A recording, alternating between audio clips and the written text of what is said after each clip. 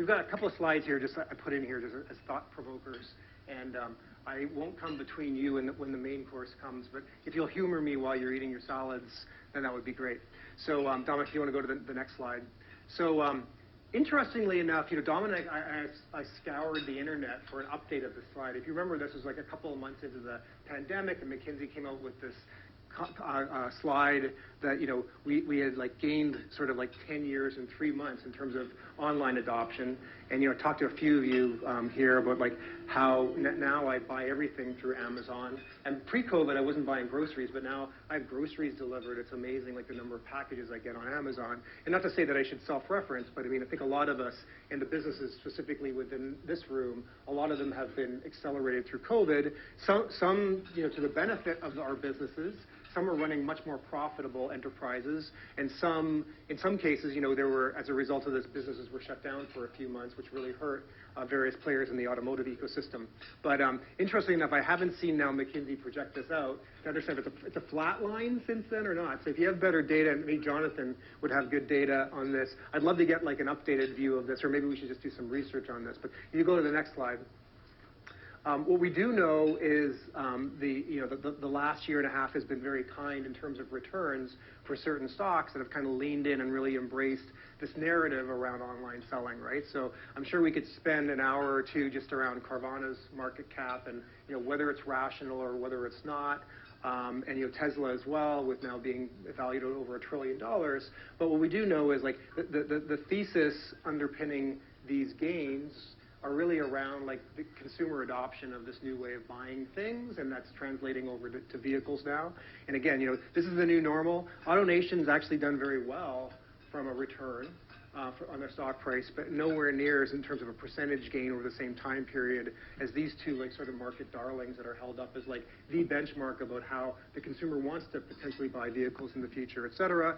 And I think it has been challenging for a lot of the publicly traded stocks. And Terrence, I don't mean to put you on the spot, but it's like it's got. Yeah. Well, you guys have done pretty well. You've done pretty well. Yeah. I imagine a little better than AutoNation has. But, I empathize because I can only imagine the conversations that have transpired in the last 2 years in the boardrooms of the public groups and like looking at Carvana stock price and kind of juxtaposing that against folks like you guys that are like very focused on omni-channel and giving consumers a choice. But it's very, very interesting to see what the stock market and analysts have rewarded. But if you go to the next slide.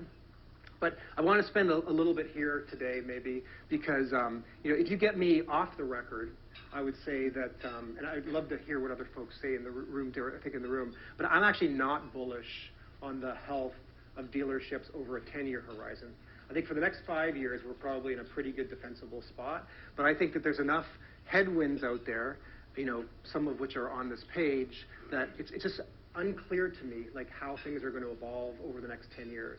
And I would say that applies across, I think, everyone's business in this room, right? So I am concerned about how the third-party marketplaces, the historical primary medium for advertising dealers advertising to consumers, how they have to evolve over the next 10 years.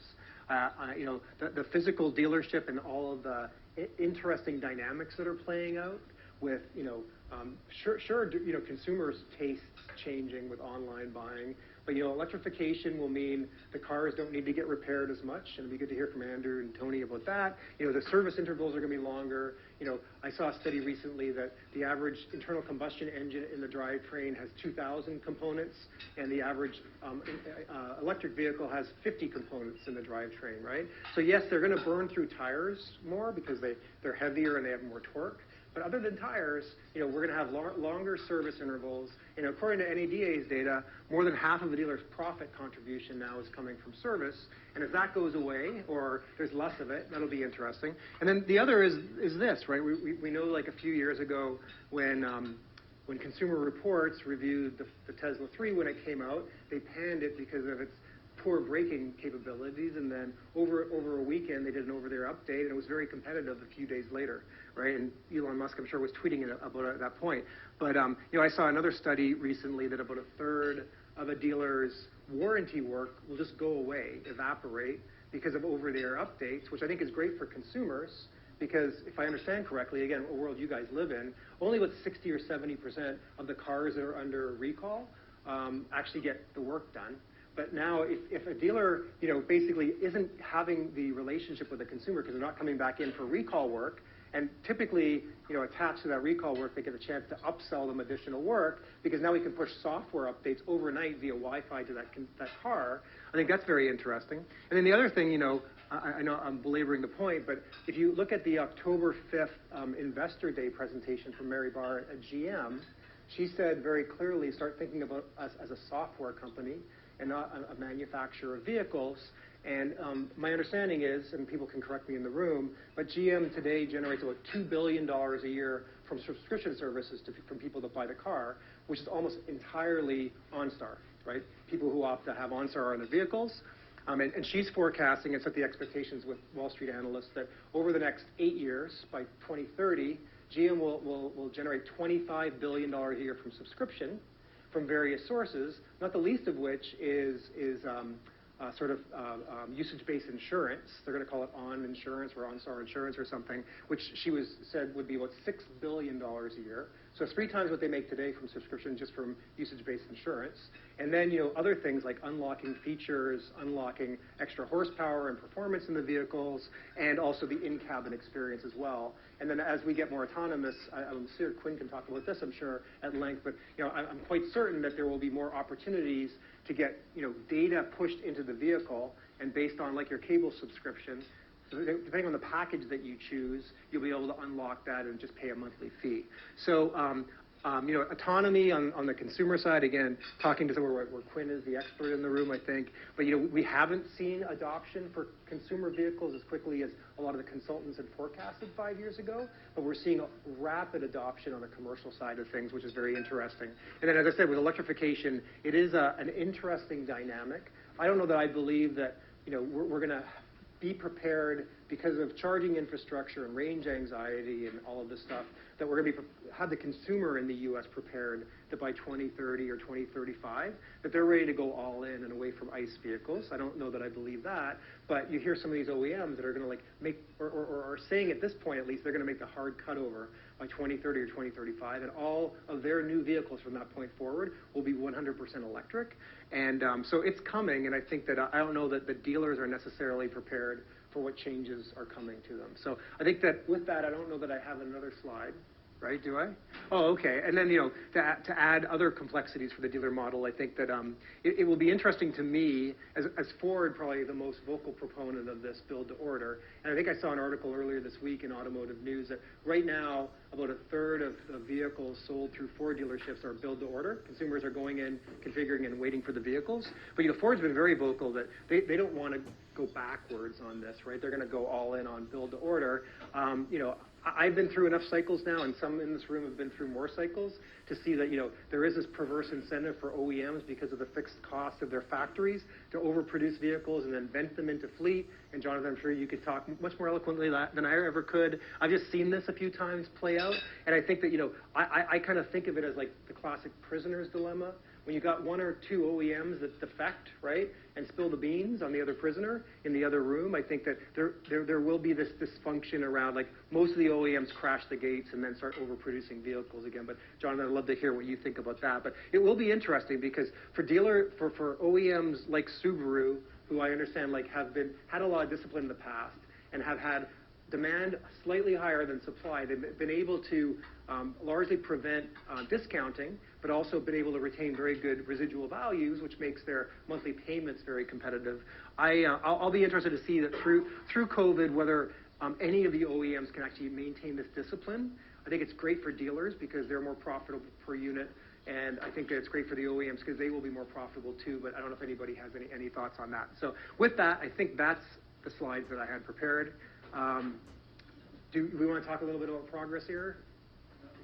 All right, let's move on. So again, I'll leave that up.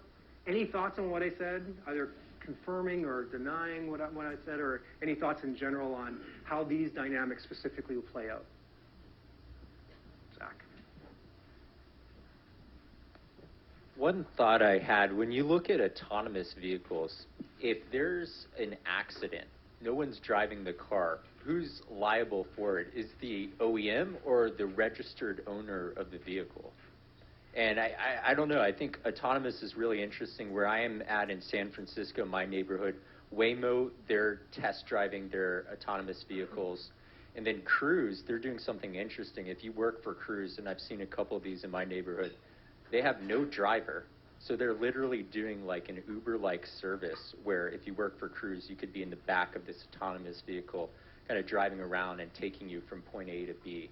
But I thought that was just something for consideration. Maybe a dumb thought, but just an idea I had.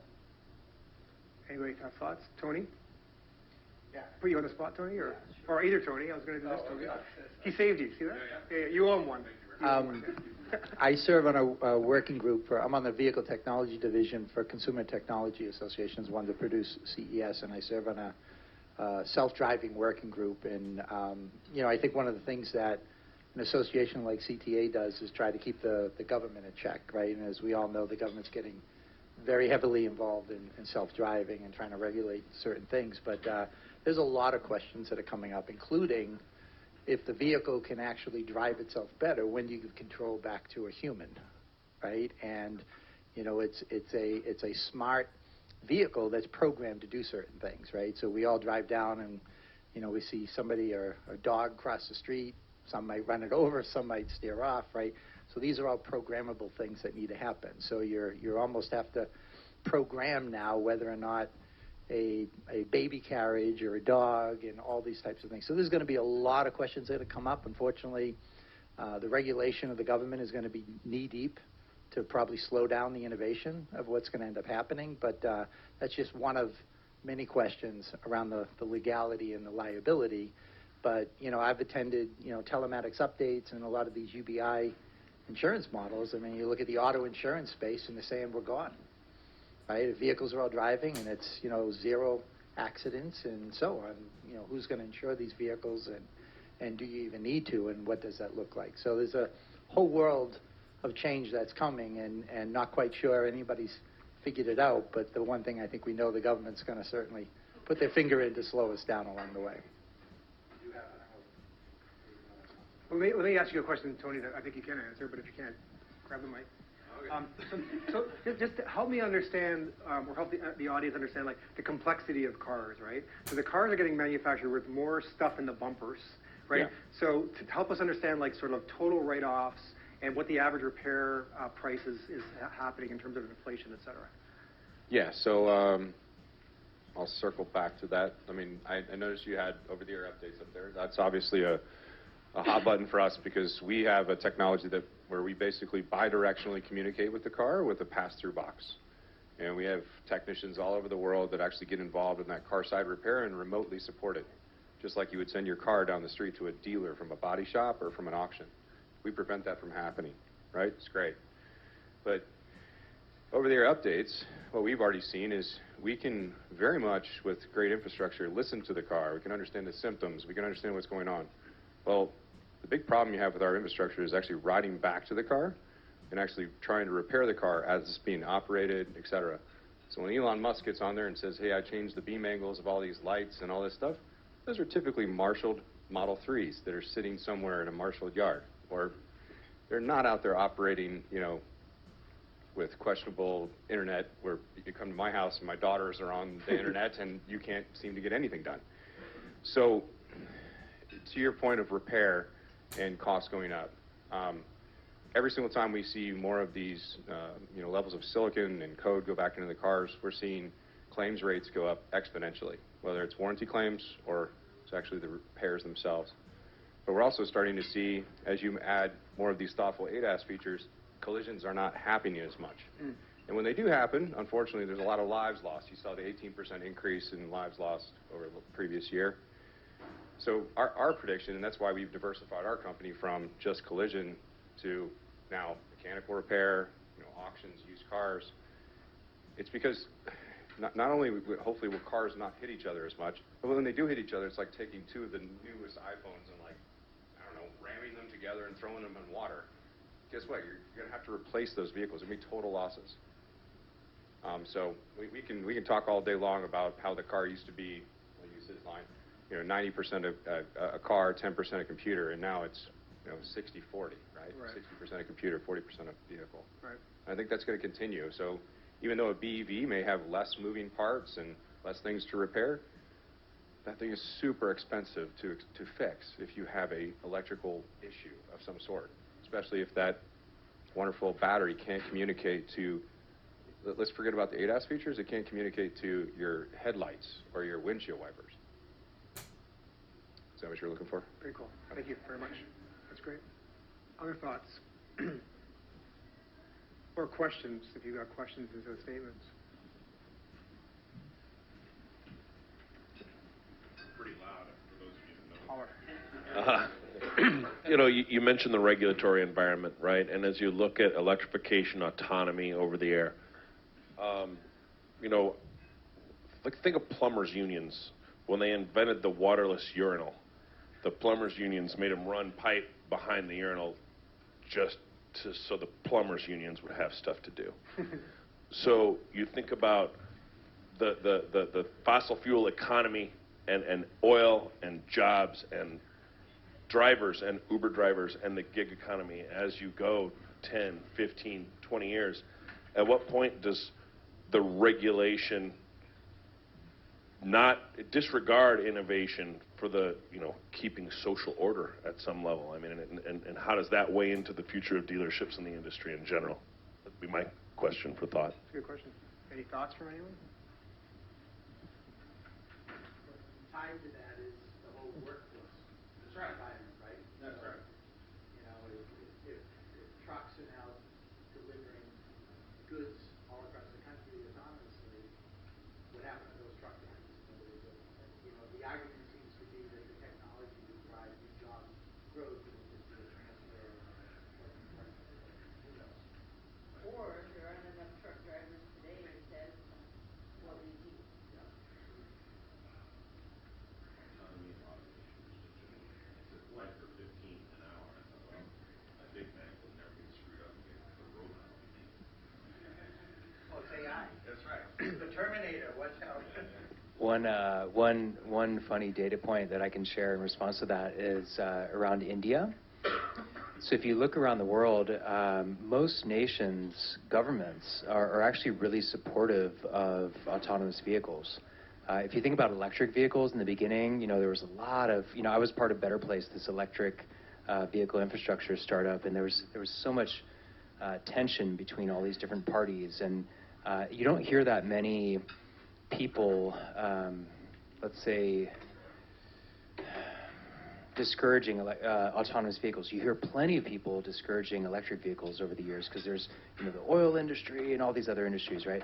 But if you go to India, it's the one nation in the world that I've found that actually discourages autonomous vehicles, and I think it's in part because of in part due to their desire to maintain social order.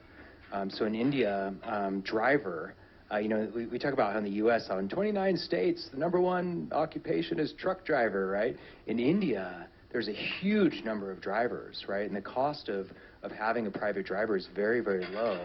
And so imagine in India, not to mention like all the engineering implications of trying to develop an autonomous vehicle that can traverse roads with animals all over the place, but trying to actually deploy that and what happens to all those hundreds of millions of people in India who are suddenly out of a job if you actually have AVs? And so India is the only nation that I've found that actually has had an official policy kind of against AVs. Interesting. Great.